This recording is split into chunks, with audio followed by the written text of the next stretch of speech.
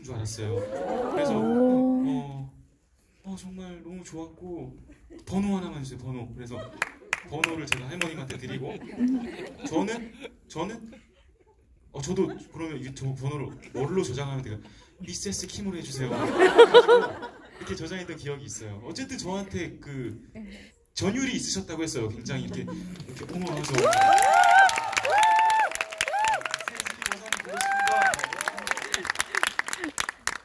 이렇게 마지막에 답한 사람이 유리해지는 게임으로 진행이 되고 있는데요. 다음 질문 드릴 것은 저는 이 파바로티를 보면서 약간 놀란 대목이 있어요. 그게 뭐냐면 제가 이제 시네 11이라고 하는 영화 잡지사에서 근무를 하고 있는데 아무래도 그러면 배우분들이나 감독분들을 자주 뵙게 된단 말이에요. 근데 이제 사석에서 만날 때가 있잖아요. 근데 그런 때 보통은 이제 팬분들이 오시거나 그러면 이제 뭔가 사적인 시간을 갖고 있을 때 방해받는 것 같은 느낌을 받으실 때도 있단 말이에요. 근데 저는 파바로티 굉장히 놀란 게 그런 사석에서도 굉장히 적극적으로 뭐 이야기를 하기도 하고 공연 끝난 다음에 또 노래를 한다든가 이런 장면들이 이제 영화에 있는 걸 보고 굉장히 노래하는 걸 좋아하고 사람들을 좋아하는구나 라는 생각을 많이 했단 말이에요. 그래서 세 분은 어떠신지 이제 그렇게 사실 제가 오늘 여기서 기다리면서 이 세 분 중에 한 분께서 급하게 손을 씻으러 나오셨는데 그 잠깐 동안에도 팬분들 이렇게 사인해 주시는 걸 봤단 말이에요. 그래서 사석에서 사실 이렇게 팬분들 만나고 이러실 때가 많을 텐데 그런 때 노래를 또 요청받는 일도 있을 것 같고 이제 그런 때 어떻게 하시는지 노래하시는 거를 이제 일로 즐기시는 분도 있겠지만 사석으로 이어질 땐 또 어떨지 굉장히 궁금했거든요. 자, 이번에는 주제님부터. 글쎄요. 이탈리아에서 저는 지금 35살인데 올해 반 이상을 이탈리아에서 보냈다고 해도 과언이 아닐 정도로 이탈리아 생활을 했는데 제 경험은 거의 이탈리아에서 경험한 게 많아요. 그래서 오페라가 끝나면 보통 우리나라처럼 마지막 공연 끝나고 막 삼겹살 먹고 뭐 이렇게 뒤풀이 가는 그런 문화가 없어요. 그 이태리 사람들은 다 개인 플레이고 극장에서 이렇게 좀 모아주지 않는 이상은 다 이제 차오차오 하고 가는데 극장에서 이제 좀 중요한 시즌 오픈 공연이라든가 그런 것들이 끝나면 이렇게 식사를 이렇게 마련해줘요. 그럴 때 그 이탈리아 사람들, 이탈리아 성악가들하고 갑자기 피아노 있으면 갑자기 피아노 누가 시작하면은 바로 그냥 막 아까 파바로티랑 도밍고랑 카레라스 그 막 이렇게 하는 것처럼 대결하듯이 막 그런 구도도 나오고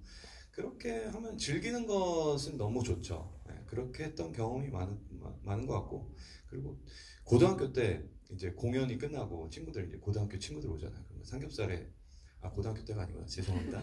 술을 마셨다고 얘기해요. 은연중에 아니. 실수입니다. 그렇겠죠. 예. 영상 많이 찍고 계시네요. 20살 초반 때 이제 공연이 끝나면 애들 데리고 이제 고깃집을 가서 노래 한번 해봐. 이제 좀 한 잔 들어가면 이제 기분 좋잖아요. 그때 뭐 오솔레미오나 이런 걸 그 식당에서 부르면 아줌마들 주방에서 갑자기 다 나오셔요. 그 앞치마 바람에 나오죠. 어머 저거 정말 너무 맛있어. 그래서 막 소주 한 병 더 주시고 서비스로 그랬던 기억이 있네요. 와, 저 사이다는 저도 소주를 서비스로 주는 건 굉장한 일이거든요. 네.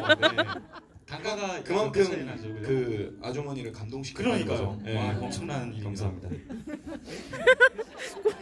사이다 아닌 소주였던 것으로 굉장히 특별한 날이었던 것으로 알고 있겠습니다. 이번에는 정플님.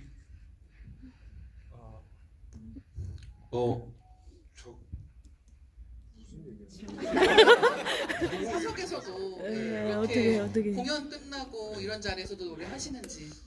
보통 끝나고 나서 만약에 뭐 친구들 만났을 때는 노래방도 가고 뭐 그러다가 뭐 누가 시키면 노래도 하고 노래하는 거 자체를 좋아하니까 어디 가서도 노래하는 거를 좋아하죠. 아마 진짜 근데 보통 공연 끝나고 나면 피곤해서 잘 안 되는 경우 그날 에너지 쓸 걸 다 쓰거든요. 쓸 거라서. 어쨌든 바깥에서 노래하는 거나 이런 것들을 되게 좋아하고 이거 좀 다른 얘기인데 저 같은 경우는 혼자 있는 시간을 되게 좋아하거든요. 근데 아까 파워로티 영화를 보면서 제 근처에 아는 분이랑 너무 비슷해가지고 성향이 주택님. 굉장히 비슷해요. 그치. 외로운 손이 걸 못 움직이고 있네요. 네, 외로운 걸 못 참는 완전히 혼자 있는 걸 너무 싫어하는 분. 저도 그래요. 다 그렇지 뭐 사람이. 근데 저는 혼자 있는 시간 되게 그래서 좋아해요. 강아지를 입양했어요. 네, 강아지와 함께 어떤 시간을 보내고 계시는지 듣겠습니다. 굉장히 좋은 시간을 보내고 있고요. 저는 이제 사석에서 이렇게 같이 뵈면은 저도 사실 똑같아요. 이렇게 뭐 선도 없고 같이 그래서 뭐 이런 데서 계속 막 노래 불러드리고 싶고 너무 좋아해 주시니까 너무 감사하죠. 아니, 하겠다는 거 아니었어요.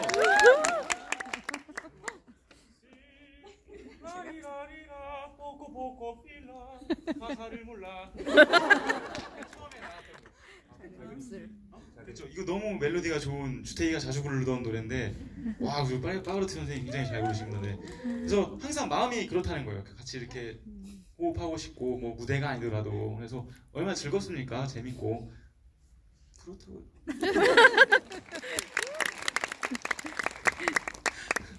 근데 진짜 아까 그 주방 아주머니들 나오시는 말씀하셨지만 근데 그런 때가 진짜 좋은 것 같아요. 그러니까 이를테면은 공연장에서는 모두 준비된 관객들이 또 노래를 듣는 거잖아요. 근데 그렇지 않고 정말 노래에 반한 분들의 반응을 볼 때도 엄청난 즐거움이 있겠다라는 생각을 많이 하게 되는데 또 한 가지는 이런 성악가라고 하는 직업의 특징 중에 하나는 이게 아마 그 솔로로 연주하시는 분들도 비슷하겠습니다만 여행을 진짜 많이 하시거든요. 이제 그렇기 때문에 지금 말씀하신 것 같이 어떤 경우는 공연 끝난 다음에 외로우니까 오히려 그 무대에서의 그 환호 때문에 그걸 이어가려고 사람들하고 어울리는 게 더 좋은 사람이 있는가 하면 오히려 그 다음에는 완전히 혼자 있지 않고는 충전이 안 되는 사람도 있단 말이에요. 그래서 그런 식으로 각자 이제 공연이 끝난 다음에 혹은 여행과 여행 사이에 어떻게 준비하시는지도 비법이 있을 것 같아요. 지금 파바로티 같은 경우는 굉장히 재밌잖아요. 그 짐 쌀 때 항상 무슨 토르텔리니 몇 킬로, 뭐 치즈 얼마 이런 식으로 자기가 해먹을 요리들을 아예 갖고 다니면서 호텔에 짐 풀면 거기서 직접 요리를 해먹는다고 하는데 세 분은 여행 다니시면서 어떤 식으로 적응하고 또 거기를 내 집같이 여기기 위해서 그런 방식의 노하우가 있으신지 이번에는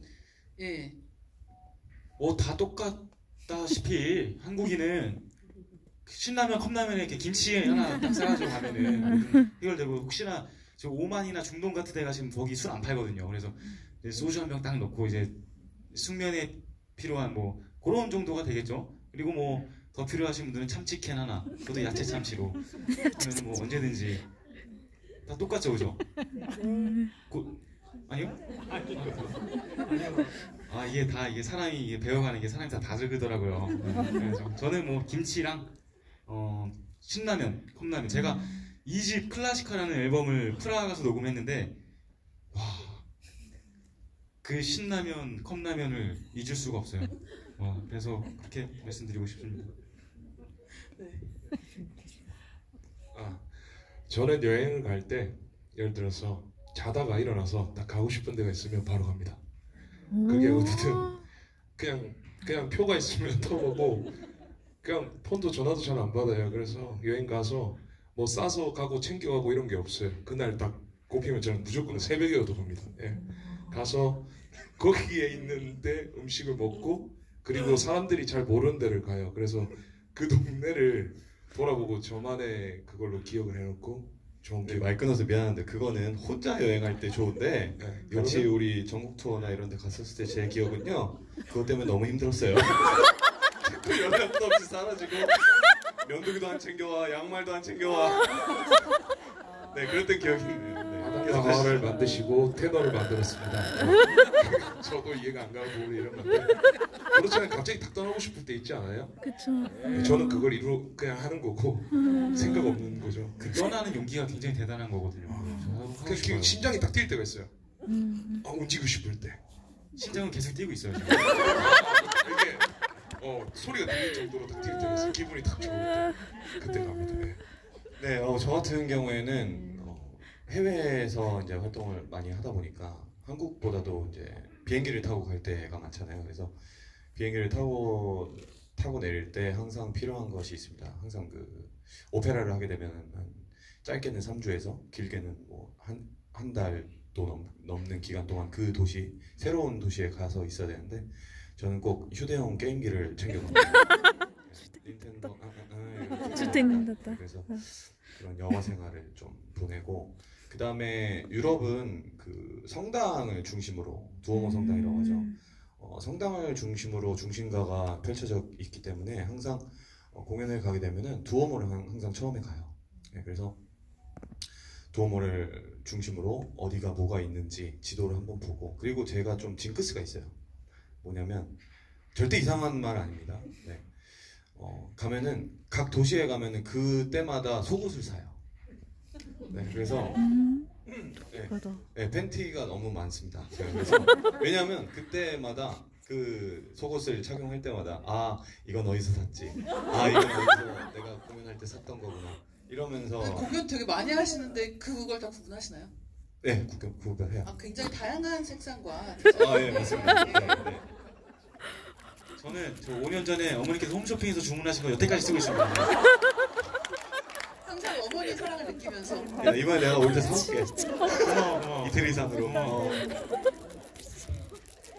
따뜻한 세 분의 우정 굉장히 감동적이고요. 이번에 드릴 질문은 이제 정말 이 파바로티가 얼마나 많은 무대에 섰는지를 이 다큐를 보면서 알 수 있기도 한데요. 아마 세 분께서도 아, 나 저기는 한번 서봐야겠다.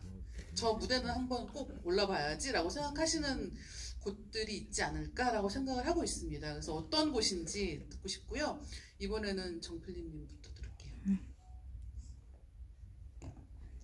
한 번 서는 말고 뭐 꿈을 가지면 돼. 뭐 그런 게 있겠습니까? 파바로티 선배님이 서신 곳을 다 서보고 싶습니다. 오! 사실 그러면 정말 게임 끝이죠. 아마 파바로티가 선 무대를 다 선다고 하면 그렇지 않을까. 그럼 제3의 카루소가 되는 거야? 야, 그럼 나 모른 척 하지 마. 저는 파바로티 선생님께서 무수히 많은 공연장에서 공연하셨지만 저는 정말 그 세계 투어를 한번 해보고 싶어요. 정말 파바로티 선생님처럼 그 각 도시의 시그니처 그 건물 앞에서 뭐 파리면은 에펠탑 앞에서 뭐 그런 식으로 해가지고 멋진 무대를 한번 만들어 보고 싶은 게 제 꿈입니다. 네. 저는 대학교 때는 미국으로 유학을 가서 메트로폴리탄 오페라 하우스에 서보는 게 꿈이었던 것 같아요. 그런데 이렇게 지내오다 보니까 항상 지금 하는 곳곳이 무대인 것 같아요. 그래서 지금 그 무대들을 소중히 여겨서 사실 그런 꿈이 부럽지 않을 정도 진짜야. 이게 뭐 큰 극장이고 작은 극장이 뭐가 중요하겠습니까? 지금 저는 그냥 노래로 호흡하고 어느 공간이던 그래서 그 꿈이 좀 접혀졌는데 오늘 이 영화를 보면서 아까 저기 야외 저기 사람들 엄청 많은 저기 어디입니까? 저기 어디니까? 여기가 모델 아닌가요? 모데나는 그 광장이었고요. 아까 나온 때가 처음에 그 86년도 네. 그 쓰리테너 했을 때 네. 그 로마에 있는 카라칼라 욕장인데 그거를 극장으로 만들어놨어. 오 이거 굉장히 멋있더라고요. 주빈 메타 선생님 지휘하는데 거기 맞죠? 거기 한번 욕심 나는데 이게 감히 꿈을 풀어가지고 뭐한 10분 계셔도 노래하면 거의 쓴 거 아닙니까? 네. 이렇게 하고 싶네요. 네. 근데 이게 어디 가고 싶다, 서고 싶다 이런 것들이 처음에 왜 시작할 때는 굉장히 멀리 보이는데 활동을 쌓아갈수록 점점 가까워진다는 느낌 같은 게 있잖아요. 그래서 세 분 다 오늘 말씀하신 소원들을 이루시는 모습을 저희가 같이 볼 수 있으면 참 좋겠다라고 생각을 하고 있습니다. 저희 그래서 12월 31일 날 저희 같이 세종문화에서 노래하지 않았습니까 저희가? 안 즐거웠어? 아 너무 즐거웠지. 알라모레도 부르고 사랑으로. 사실은 이렇게 그 무대에 선다는 게 매일 좋은 일만 있는 건 아니잖아요. 그래서 이 영화 속에서도 나오지만 굉장히 사적으로 어려운 일이 있을 때, 그러니까 뭐 이를테면 내 몸이 안 좋을 때도 있고 가족에게 우환이 있을 때도 있고 그것 말고도 생길 수 있는 다종다양한 안 좋고 어려운 일들이 있을 텐데, 그런 때에도 무대에 서는 순간은 전혀 어떤 그런 일에도 영향받지 않는 것처럼 공연을 하는 게 흔히 얘기하는 이제 프로들인 것 같아요. 그래서 세 분께 이번에 여쭤보고 싶은 것은, 그렇게 평정심을 유지하기 위해서 아마 각각 노력하시는 게 있을 것 같아요. 아까 말씀하셨던 여행할 때 어떻게 해야 그것을 내 집으로 만들 수 있는지에 대한 각각의 노하우가 있는 것처럼, 평정심을 유지하기 위해서 난 이렇게 한다라는 게 있다면 어떤 게 있을지 이번에. 예. 예전 일인데, 제가 팬텀싱어 시즌 2에서 그 결승전 1차전을 앞둔 상태에서 제가 어떤 모 사이트에서 안 좋은 댓글을 읽었어요. 저에 대해서. 뭐 클래식을 좋아하시는 팬분 같은데, 저 김주택이 성악을 이제 그만하고 뭐 크로스오버로 뭐 간다 뭐 이런 식으로 좀 약간 좀 마음이 아픈 그런 글을 읽고 있었는데, 그때 필립이는 알 거예요. 같은 팀이었으니까. 그때 롯데랑 포세이큰을 불렀는데 그때 정말 집중을 못할 정도로 정말 이게 우울함이 빠져들어 있었어가지고. 근데 어떡해요? 저 혼자 하는 거면 제가 포기하면 되는데 같은 팀원으로 해야 되니까 또 제가 맏형이고 동생들한테 실망을 주면 안 되니까. 그래서 그때 참 정말 다 때려치고 그냥 내가 여기까지 나와서 이런 대접을 받아야 되나? 이런 생각들도 막 여러 가지 생각이 복합적으로 있었는데도 그거를 참 옆에 팀원들이 동생들이 잡아줘가지고 저 또한 또 멘탈 잡을 수 있었던 그런 적이 있었어요. 네, 그게 제일 기억이 나네요. 팀원들 때문에 이제 멘탈을 딱 잡을 수 있었다. 그쵸? 네. 근데 그 댓글 그거 아무것도 아니다. 저는 이런 댓글로 봤어요. 주택이랑 같이 듀엣했는데 어떤 형제님께서 김현수는 김주택급은 아니지 막 이런 거. 근데 나는 그런 댓글이 있어. 그래서 처음에 굳이 왜 이게 뭐 누가 세계 최고가 되겠다고 한 것도 아니고 좋은 노래 들려드리다 했는데 왜 그런 거지? 하고 소심하게 그분 누군지 딱 눌러봤지. 근데 아무것도 안 나와. 근데 뭐 어쨌든 뭐 서로 매력을 어필하는 거고 노래라는 건. 그래서 그런 댓글도 봤었는데 평정심을 건드릴 정도는 아니었어. 네. 그래서 저는 사실 무대에서 노래를 하다 보면은 어쨌든 제가 맡은 걸 해야만 하잖아요. 무대 엄청 굉장히 막대한 책임이란 말이에요. 그래서 그 무대를 집중하다 보면은 밖에서 있었던 어떤 뭐 많은 일들이 있었겠죠. 저도 사람이니까. 그런 게 무대 안에서 잊혀지는 것 같아요. 그래서 뭐 노하우라기보다는 그 무대에 집중하다 보면은 뭐 그런 거 있잖아. 뭐 똑같은 개념으로 정말 슬프고 힘들 때 정말 웃긴 영화 있어. 그때만큼 잊어요. 그러니까 이제 또 게임할 때도 뭐 그래서 지금 게임 중독이 일어나는 거 아닙니까? 그러니까 하여튼 어떤 거 하나에 집중하다 보면은 책임감을 갖고 그게 좀 사라져가는 것 같아요. 그러니까 이게 어떤 거에 집중한다는 것도 굉장히 중요한 포인트인 것 같고, 또 한 가지는 혼자 이겨내기는 정말 어렵다는 생각을 많이 하게 돼요. 그러니까 결국은 가까이 있는 사람들이 말 한마디 해주고 얘기를 들어주고, 지금 그 고민이 결코 가벼운 게 아니고 우리 같이 한번 이겨나가 보자 같은 생각들을 하는 게, 그런 게 전해질 때 아마 팬분들의 응원도 마찬가지일 것 같고요. 결국은 무대에 서는 사람들에게 그날 한 번 더 최선을 다하게 만드는 게 아닌가 생각을 하게 되고. 예. 너무 정리를 잘 하셔가지고 저 역시도 그걸 서면서 힘든 일 많았죠. 근데 주택이 형이 항상 옆에서 사실 그럴 필요는 없는데 형이 일부러 웃어가면서 일부러 제 그거 멘탈을 잡아준다고 형이 정말 노력을 많이 했어요. 제가 아까 파바로티 영화 보면서 죽으러 간다라고 하잖아요. 저 무대 뒤에서 진짜 비슷해요. 저게 올라갈 때의 두려움은 제가 고음을 못 내면 어떡하지? 팀한테 상처 주면 어떡하지? 뭐 해가 가면 어떡하지? 항상 매일매일 똑같은 마음을 항상 가지고 올라가요. 그런데 고음이 나면은 그게 신기한 게 맞아요, 진짜로. 그게 마법 같은 거고, 옆에 팀이 있어서 행복하고, 만약에 혼자 있었다면 그런 것 같아요. 어쨌든 무한한 책임이 있는 것 같아요. 이거 저를 보러 와주신 분들이 있고, 그걸 이제 돈 내고 와주신 분들이 있는데, 그거에 대한 당연한 제가 그거에 대한 책임감을 가지고 그거에 대해서 집중하고 더 집중해서 딴 거 신경 안 쓰게끔 하는 게 맞는 것 같아요. 필립 말 되게 잘한다 진짜. 네. 사실 저희 너무 말씀 재밌게 잘해주셔가지고. 저희는 항상 무대 싸우러 나가는 것 같아요. 저는 처음에 대학교 1학년 때 그 축가하는 데 가서도 결혼식장 가서도 벌벌벌벌 내가 천사의 말 이렇게 하면서 했는데 그 싸움이 이제 상처와 아물다 보니까 지금은 좀 덜 떨죠. 그래서 점점 더 발전하는 저희들이 되지 않을까 싸워나가면서 싶습니다. 네.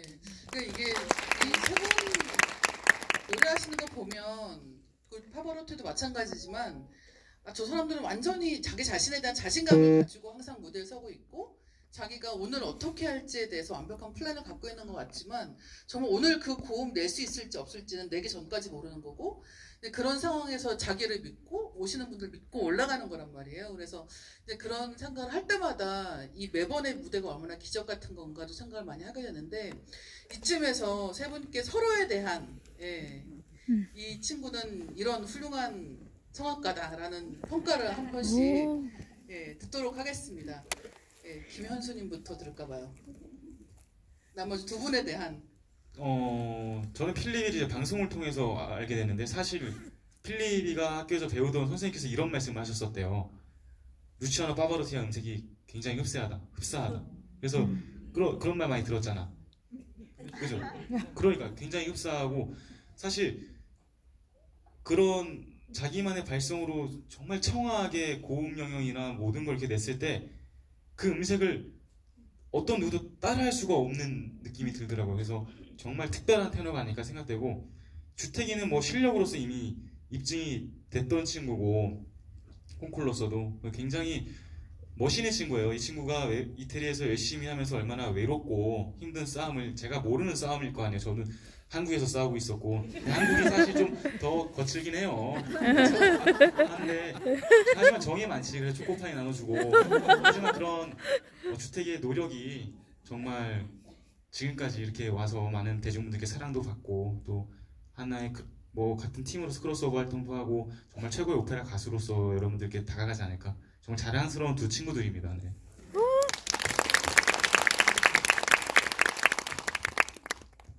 네, 일단 현수 형은요.